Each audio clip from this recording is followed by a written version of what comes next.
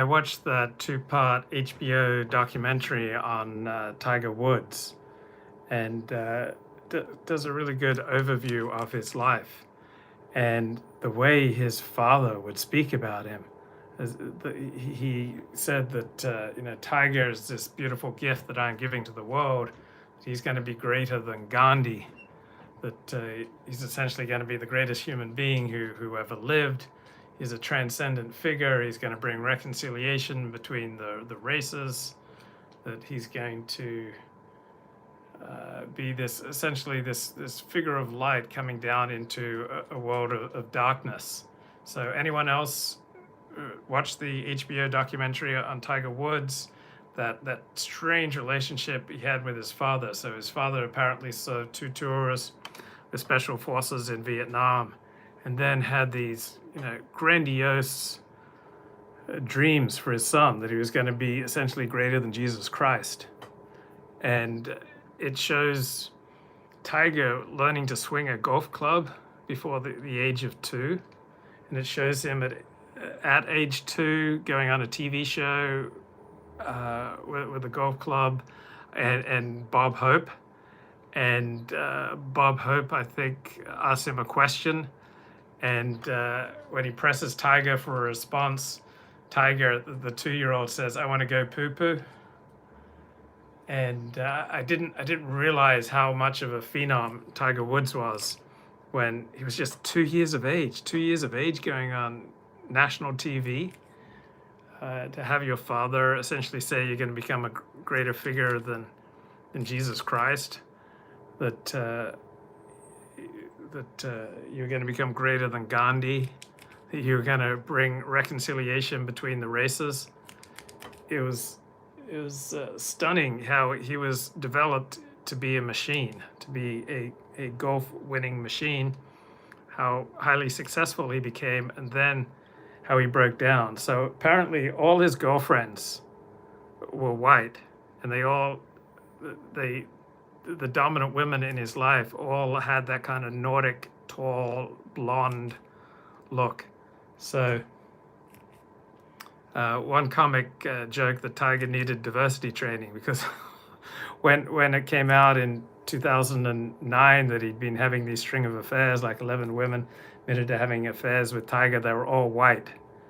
And so apparently his dad, yeah, you're playing golf today and you're going to like it. And apparently his dad was an incredible womanizer as well, and an alcoholic, and his dad had a thing for blondes. And his dad's friend, who were mentors to Tiger, they'd take the Winnebago with them out to the golf course, and then they'd chat up the ladies and then bang them in the Winnebago. And so young Tiger was seeing this going on. And so that helped form a certain template, right? We all have love maps, right? And they're usually formed between the ages of about 4 and 6.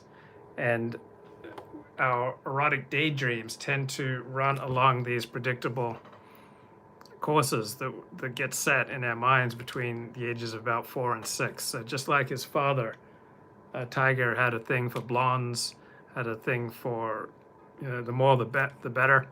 I had this girlfriend, and she was raised an Orthodox Jew. Her parents were Orthodox Jews, but when she was about 4, her parents became swingers. So she'd walk into the bedroom, there was her mother in bed with some other guy. And when she was about 6 or 7, her parents split up and divorced. Shocking that swingers would eventually divorce. And she'd live half the time with her dad, and her dad had a thing for shiksa Amazon blondes, like tall, statuesque blondes. And so apparently the apartment walls in Manhattan were quite thin.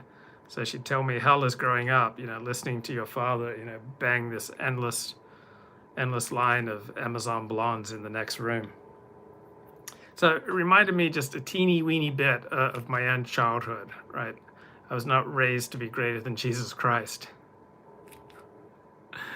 But I was raised with the sense that my mother, my birth mother, had this premonition that I was going to do something great for God one day, and this was kind of drilled into me. And so there were certain aspects of my life that were highly developed ahead of my age. So I was in love with reading from about age 6 on. My dad would take me to the college library, show me how to use the Dewey Decimal System. My father was always eager to encourage my reading. He would, give me money when I'd finish certain books. I got $20, I think, for reading the Bible all the way through. So I wasn't a phenom. Like, I was largely kept out of school until about age 8. So I entered late, second grade, at about age 8. But I did have this belief I was raised with that, I was going to grow up to do something amazing for God one day, that I was going to become a Christian missionary. And, I had all these delusions. I think it was kind of fed in my family. You're a Ford son. We're superior stock. Most people, they don't read, but we read. We love the life of the mind. We love intellectual pursuits. We're not like those common people who, may be very fine Christians, but the problem is they don't read enough. So my father's most common put down with people that he'd argue with would be, oh, I'm sure so-and-so is a very fine Christian, he just doesn't read enough. Like, that was the greatest put down in my family.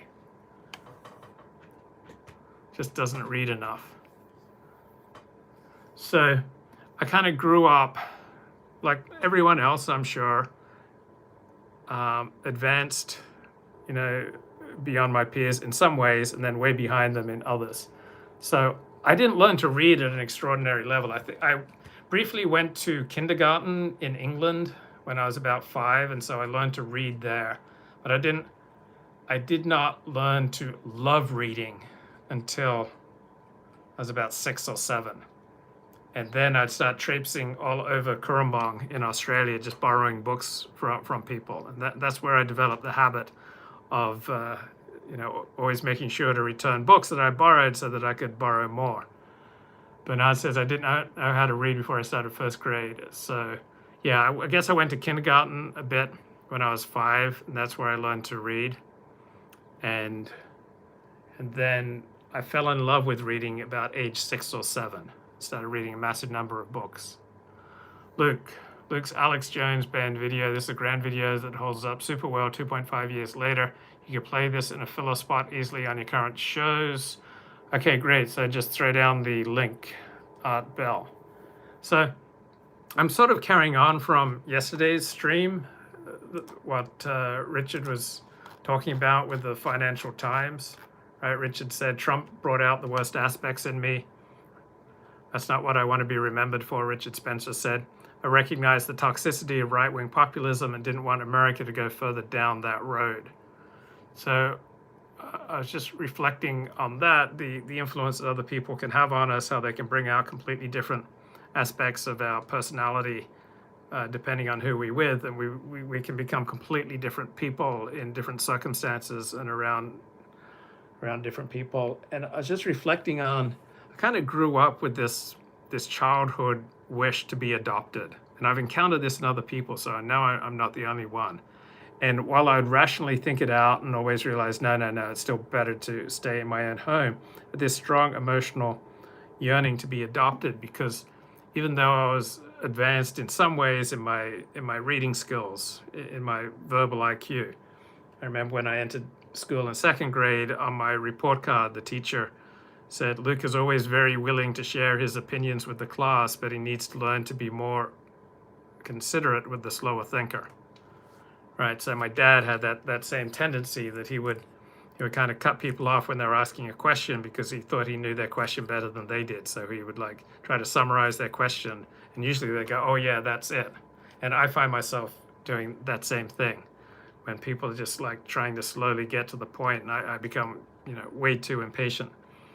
But I was just reflecting this morning, doing some journaling on that childhood yearning I had to be adopted. And so even though I was more advanced than my age in some small areas, I was so retarded in many other areas. And watching Tiger Woods, right, and to see how he'd been built to become this golf winning machine, and then how all the wheels came off because he had certain parts of his life that contradicted other parts that were not compatible with his life overall, and so everything came tumbling down. So he had 3 massive back surgeries. So when my back went out about 2 months ago, I embarked on John Sarno's technique of extensive journaling, like getting in touch with your feelings, spend 20 to 30 minutes a day at least journaling, meditating on your feelings.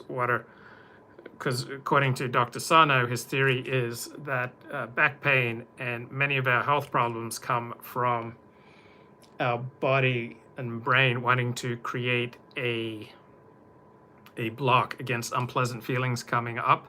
So it's not feelings and thoughts that are conscious to us that cause our back pain and other health problems, irritable bowel syndrome, fibromyalgia, etc.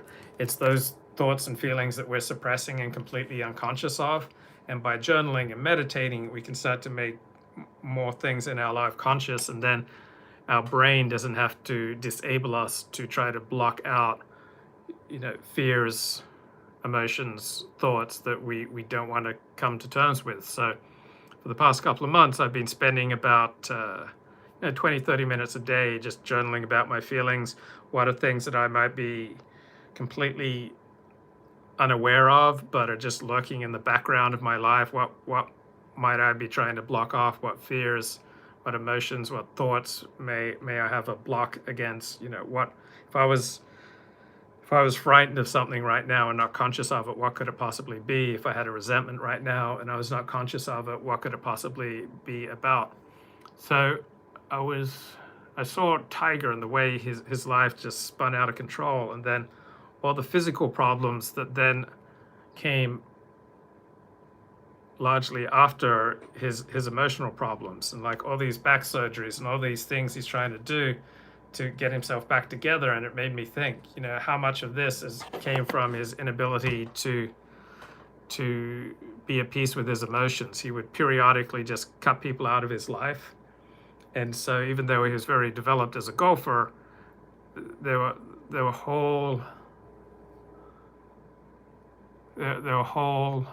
aspects of his life that were completely undeveloped. He didn't learn how to come to peace with his emotions. So that was similar to my upbringing. So I had many advantages in my upbringing, but one of them that I did not have was like how to express emotions, how to deal with emotions. So my father would try to ignore all emotions and just overcome them. And my father would try to deal with his own private misery, his own private hell, his own inability to be at ease around other people by perfecting himself as a preacher and a teacher and getting adulation that way. And he saw himself as having a divine mission to try to bring as many people as possible to, the gospel of Jesus Christ. He was very intent on saving people, and he was never more alive than when he was preaching a sermon or delivering a funeral oration, because then he would have people's attention. And so he was unable, generally speaking, to deal with people on a one-to-one basis, but in the pulpit he was quite at ease. Okay, so Astro says, you're an egomaniac, no wonder you converted. So why do you come around here, Astro? Like, why do you want to be part of this community that you're insulting? Like, I don't get it. Like, we have all these people who come in here and they just want to hurl abuse at the host, and then why do you think, why would I want you around?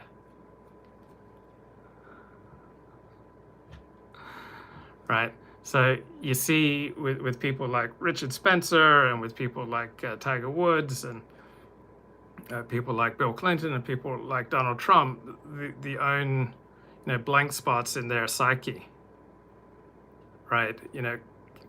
Become painfully obvious. Like Donald Trump, his childish need for attention, his inability to accept reality and to always recast it as, I'm being screwed over, the Emmys are biased against me, the vote is stolen. How about you, Luke? Why are you here? I'm sharing some thoughts that some people might find useful. And if you don't find them useful, why are you here? Like I don't go on live streams. I don't watch live streams. I've been writing a blog for 22 years, and thousands of people read the things I write, and people watch the things that I deliver because they get some value out of it. So if you, it seems pathetic. Like, why would you come on a live stream if you're not getting any value out of it? Like I don't go on live stream. Period. But Astro wants to come in and trash what's going on. So it's kind of bizarre. Like, don't you have anything better to do with your times? If I'm such a horrible person, why are you here? And you're not here any longer. Goodbye. So finally, Tiger got pulled over by the police in something like 2017, and is found to be driving with like 5 intense medications in his system. You know, he should never have been behind the wheel. He was arrested for unsafe driving. He pled guilty, and then he cleaned up his act. And he seems like a completely different person ever since then. He seems happy. He seems to get along with other people. You see him laughing and joking with other people. He seems to have joy when he plays golf. He seems to be at ease when he's interacting with others in a way that you've never seen before. So, hey, if Tiger can do it, you know, I can do it. So there's this concept called borrowed functioning, and that's kind of the opposite of when other people are a bad influence on you. This is when other people are a good influence on you. In fact, you lean on them to function in life. You kind of borrow their functioning. So in my childhood, there are all sorts of blank spots, like dealing with emotions, like dealing with other people. My father was quite ill at ease with other people. Like, he would often refer to Jean-Paul Sartre saying that hell is other people. And so my father was always trying to plan his life so he could get away from the hordes of people who would want to come get his counseling. And apparently he was a very good counselor, and he was a positive force in thousands of lives, I've been told. But the strain of all these people, you know, chasing him down was too much, and so he was always trying to get away. But you see with Tiger, you see him prior to 2017 did not show a whole lot of joy on the golf course. He was just like this driven competitor.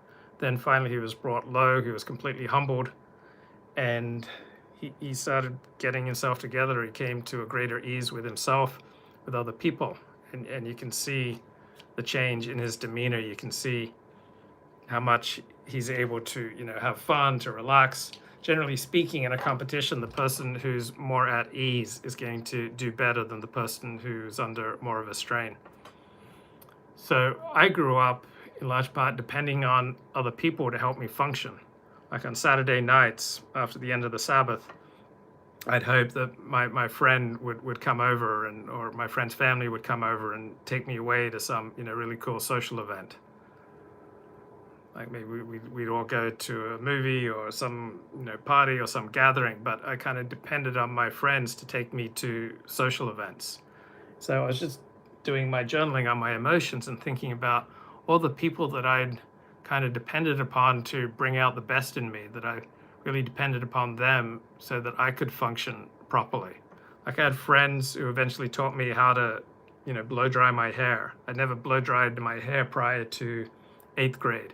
Like, I had friends who taught me how to apply hairspray. You know, I had friends who taught me how to dress, how to tie a tie. You know, helped me learn, you know, which clothes matched. Like, all sorts of basic social skills. I was kind of dependent upon other people coming along and showing them to me. I depended on other people giving me some more accurate perceptions of myself. Like, I didn't see myself accurately. I depended upon my friends to come along and say, hey, 40, you know, you're completely out of line there, or that looks really bizarre. You know, you really don't want to do this. This is self-defeating. You're alienating this teacher, right? So I grew up incredibly dependent for all sorts of, you know, basic social needs, learning how to deal with emotions, like how to talk to girls, how to call girls on the phone, how to talk to them. I depended on friends. Like I was like borrowing their functioning. So I would depend on them to give me a more accurate understanding of myself. Like they were able to point out when I was feeling insecure, when I was acting out, when I was engaged in excessive attention seeking, when I was needlessly offending people, when I was driving people away. I would depend on them to tell me more accurately what was going on around me, like how my teachers were reacting to me, how other classmates were reacting to me. So I depended on my friends for all sorts of social skills that I didn't really get from my own home. I depended on friends and families to kind of semi-unofficially adopt me and help me to better understand myself. I depended on friends to help me better understand the world around me, to understand my classmates, to understand my teachers. So yeah, there are people who can have, really toxic effect on you, just like Richard Spencer says of Donald Trump, how much he regrets Donald Trump, that Trump brought out the worst aspects in him, and he recognizes the toxicity of right-wing populism. Okay, so there are religious approaches, theological approaches, spiritual approaches, yoga approaches, communities, contexts, interactions, people who can be really bad for us. But then there are also these people and contexts that can be really good for us, but there's a downside. So I was just thinking, like I depended so much for basic social skills on friends that I'd make, on people rescuing me, right? So this desire to rescue or to be rescued, it kind of comes from the same sick place. So I was just journaling about, this basic social competence that I was getting from other people. Like people would come into my life and suddenly I would feel whole. It'd be brief, like it'd be months or years, and of course, they'd move on eventually. But I don't know if you've ever depended upon other people to feel whole. Like a certain woman comes into your life, and so you can finally feel whole. Or you get a friend, and so you finally feel whole. Or you get, a new social set, and they help you understand yourself more clearly. They help you gain basic social skills. They help you get a job. And they essentially pick you up, clean you off, carry you along into a competent, normal adult life. Now, this is wonderful when it happens. We can, benefit, of course, from friends and community, but it's always going to be a letdown until you learn to do these things for yourself, right? So growing up, I was depending on other people to tell me who I was, to tell me who other people were, to tell me, basic social skills, to teach me how to articulate, express emotions, how to deal with emotions, how to talk to people, how to work through conflicts, because my tendency is to be highly inflexible. Like my tendency is just to live in a very narrow world, a very narrow, constrained world. And I've always kind of depended on my friends to take me out of my narrow world, to take me out of the prison that I've built for myself. My tendency is to isolate, right? I need more social interaction than I would get through my own natural choices. So I've depended on my friends to bring me out of that isolation of my own choices, the prison of my own choices, and into that ordinary world. I love that Duran Duran song. That kind of sums up much of my inner life. I won't cry for yesterday. There's an ordinary world somehow I have to find. As I try to make my way to the ordinary world, I will learn to survive. Now, pride's gone out the window, crossed the rooftops, run away, left me in the vacuum of my heart. What is happening to me? Crazy, some say. Where is my friend when I need you most? Gone away. Papers in the roadside tell of suffering and greed. Fear today, forget tomorrow.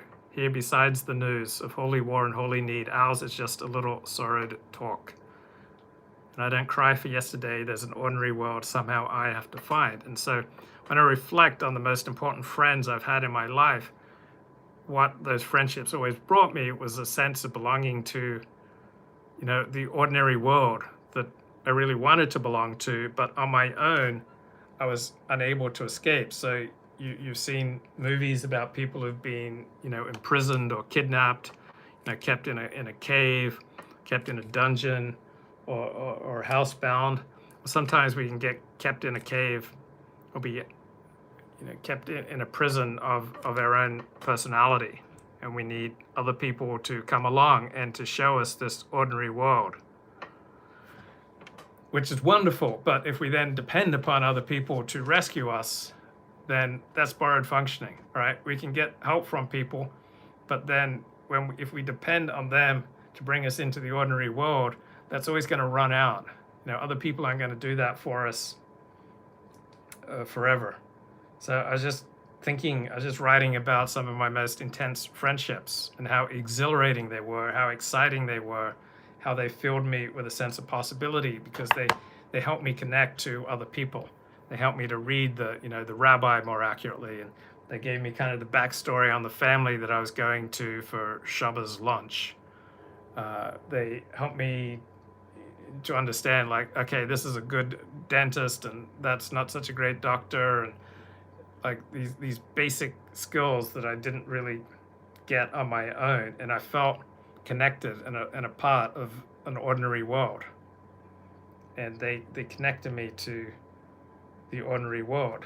When my friend Kathy Sipe, the freelance writer, she died of lung cancer around 2007, and at her memorial, I remember this Moxie got up and said about Kathy that she would adopt stray dogs, including like human dogs, and she was like looking at me because I kind of given off this stray dog vibe often throughout my life, this kind of lost, lonely, looking for sanctuary, looking for a home, looking for someone to adopt me. That's the vibe I've given off through much of my life. And so I would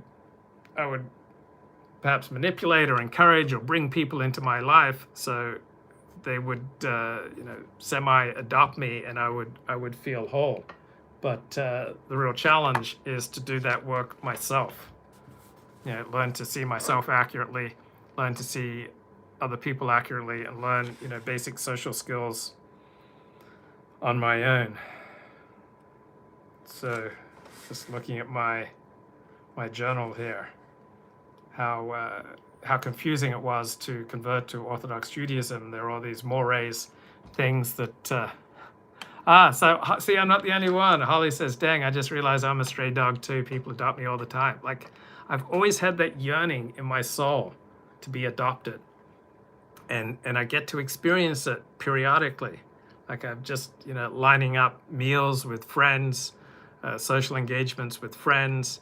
I've got certain friends that are just so important to me that they bring me into an ordinary world. Like I'm no longer a stray dog. They're bringing me home, and we're going to have split pea soup, and it's going to be great. Yeah, you just had a meal with a large family on Saturday. Have you had that same feeling, Holly? I think that your own upbringing was not the most wonderful. So did you have that emotional feeling kind of beyond words, not a feeling that you wanted to confess or tell to anyone, but a yearning from very early childhood to be adopted? In other words, to kind of be rescued, to feel like a stray dog, and then, oh, here's this community. I always wanted to be adopted. Now, rationally, I always saw that the home I was in, the family I was in, was the best for me, but emotionally, I just wanted to be adopted. Yeah, Holly says, I often had this feeling like, when is my real family going to come along? Yeah, Holly says, I just realized I'm a stray dog too. People adopt me all the time. I just had a meal with a large family on Saturday. Always wanted to be in another family. I was always wondering, when is my real family coming to get me? Yeah, hiding is like Superman, 1978. Clark Kent watches popular kids drive off, and we think, can we hang out with them instead of non-Chris Reeve, younger Clark Kent? Yeah. So I don't think I'm the only one who's frequently just had this irrational, it's not a yearning that you want to articulate, it's not something you want to share with anyone, but like, I'm 54 years of age, And probably at times I still have this yearning to be adopted, and people pick it up. Like I have one friend who's my age, but he's a little more competent at life. He's married. He says, "Oh, we'll adopt you, Levi." And that's been the wonderful part of Orthodox Judaism, is kind of being adopted into the warm Jewish community. So Orthodox Jews are much more emotional and demonstrative and emotionally intense, much more blunt in the things they talk about, and have a much wider variety of things that they can talk about without shame than my young Luke. When will Papa Prager rescue me? Yeah, I probably idealize Dennis Prager as the ideal father figure. Holly says, I'm 52 and now I'm starting to worrying about being a stray dog. Where will I go when I get really old? Well, you'll probably always have that yearning inside you because it got implanted when you're very young. But to the extent that we can, we want to start adopting ourselves, right? The care and the nurturing, the attention and the compassion and the understanding that we want from others, we want to learn to give it to ourselves. And then we also want to extend it to other people. So if we move to a new place, instead of spending time on social media worrying for other people to come along and rescue us, we can start inviting people over to our homes for a meal, or we can invite other people out for coffee, instead of waiting for them to invite us. Yeah, I'm looking at my notes here. Other people help me to be more socially competent. They help me to see myself more accurately. They help me to see other people more accurately. They help me to see my behavior more accurately.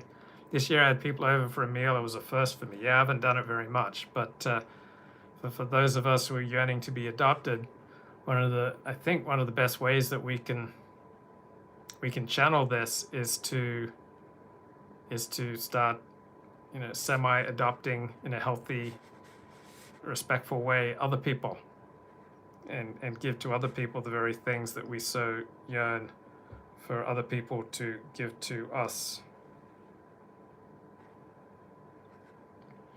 Then sometimes I bring people into my suffocating world, and they'd feel drained and suffocated if they weren't strong enough to have a life of their own. Various women that I brought into my life, they felt absolutely drained by my neediness. But yeah, my friends, when I was in 8th grade, they were teaching me how to dress, how to use the blow dryer, how to use the hairspray, what to say, what to do, what to wear, what clothes clash with other clothes. And much of my childhood, I'd kind of sit at home and wait for my friends to come along and adopt me, to take me out of my own dungeon, take me out of my own cave, and yearn. I'd just sit at home and yearn. So on my own, I tend to be quite passive, not terribly flexible. I'd imagine that I'd be able to get my needs met if I just became really famous. If I just became really powerful, really influential, that way I'd get my needs met instead of mastering basic issues of competence. Art says, men's issues expert Tom Likas holds Christmas, Thanksgiving events for other guys with weak or no family ties. It keeps his life complete as a good deed for others. Yeah. Holly says, I adopted a 73-year-old and a 77-year-old. They have no one to cook for them, so I do that sometimes. Excellent. Yeah. We can learn to both give to ourselves the very things that we wish other people to give to us, and we can learn to give to others the things that we love people to give to us. Learn to do a yoga headstand. This will help clear out old emotions. You know what? You don't want to clear out old emotions, generally speaking. You want to come to terms with them. You want to articulate them. You want to make peace with them. And you want to learn to acknowledge them and to befriend them instead of reject them. Ashley says the most intrusive, unsettling thoughts seem to hit while in the shower. That's why I love cold showers, because, as my father would say, you never take the same thoughts out of a cold shower that you brought into a cold shower. So after a cold shower, every morning I have a cold shower, I'm always incredibly awake, alive, invigorated, and I know that the most difficult part of my day, I've already seen it through. Like everything will be easier from here than that cold shower I just took. So hot showers are wonderful for relaxation and indulgence. Cold showers are the best for energy, for clarity, for inspiration, for drive. Elliot says emotions are only physical sensations with a narrative connected to them. Okay, well, look at this new doco on Tiger Woods. Now look at Tiger Woods prior to 2017 when he was incredibly disconnected from your emotions. So when you're disconnected from your emotions, you're not going to be able to connect with other people normally, but we are wired to connect. So what are you going to do to substitute? So for many years, I pursued intense sex, like, having crazy intense sex. That was the way I dealt with my inability to accept and express my emotions. And other people are going to drink, and other people are going to play video games, and other people are going to pay a disproportionate amount of interest to religion or to politics. So it's much, much better to come to terms with the reality of who you are, including that you're an emotional being, instead of trying to meet your emotional needs through drinking or drugging or trolling. Like I've one friend, he can't stop trolling. He spends time every day trolling, and it's not making him happy. It's not creating a life that works. But instead of spending your time trolling, sit down, write about your emotions. So there's a Dr. Howard Schubner, and he wrote a book in 2010, Unlearn Your Pain. He suggests writing unsent letters to other people. This is a really helpful form of journaling. So I just started journaling about it, but I just cut to the essence, like, what are the strongest emotions that come up for me when I think about the friendships or relationships that I've had? So many people have difficulty expressing their emotions to other people or even to themselves, but by writing a letter to people that you will never send, you can express how you feel about certain events, certain issues, and it's a way to release the emotions so that they no longer have this dark hidden hold over you, and you can gain understanding about your feelings. So just doing this journaling now, it led to this wonderful video that I'm making now that's going to completely transform the history of psychology. So you can choose a person, a group, an entity, write a letter to. You can tell them what you're angry about, what you're grateful for, what you are thankful for, what you're happy about, what you're hurt about. You can express it. You can write it down, and writing provides a mirror to the mind. And since you'll not send this letter, you can write it freely. You can write it truthfully. You don't need to censor. You can express all your emotions, and you can feel safe. You're in a safe place when you just write in a journal. You can burn the paper afterwards. You can destroy it. You can express any and all thoughts and feelings that you have. I always feel more clear and more stable and more situated in reality after I've done my journaling. So also you can journal in third person. So if you have a trouble with phrases like, I am feeling this or that, you can say, he is feeling, she is feeling. If it's a particularly traumatic issue or a difficult issue, it can allow you to see the situation that causes you so much drama and pain from a different point of view. So I had a writing teacher who would suggest that I write about certain painful, traumatic events from the perspective of other people in those events. I find that I've got many of my best blog posts out of just writing an intense email. So I get a lot of clarity from dialogue. You often begin to better understand yourself and others through dialogue and through the expression, release, and exchange of bottled up emotions. It can ease your mind, help you to understand and investigate different situations, And you can just write out, you can just journal a dialogue between you and, some rabbi who kicked you out of his synagogue. You can write a dialogue between you and some woman who rejected you. You can write a dialogue between you and some group who shamed or bullied you.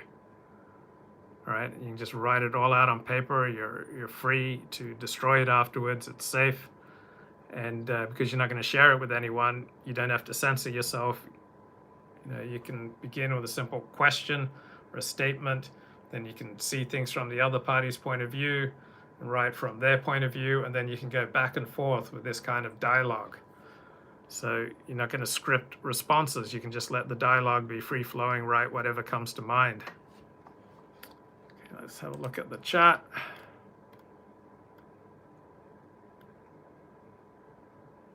Elliot says, emotions are only physical sensations with a narrative connected to them.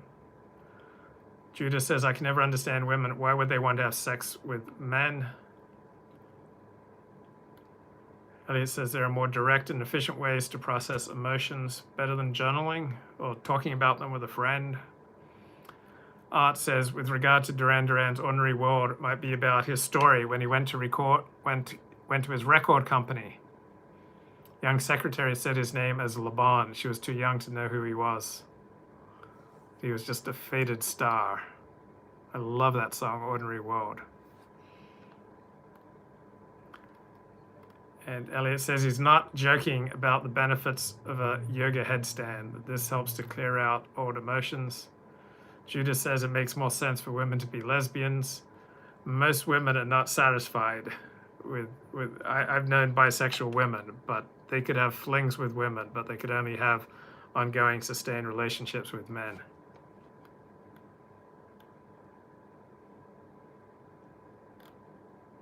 Okay, to be continued.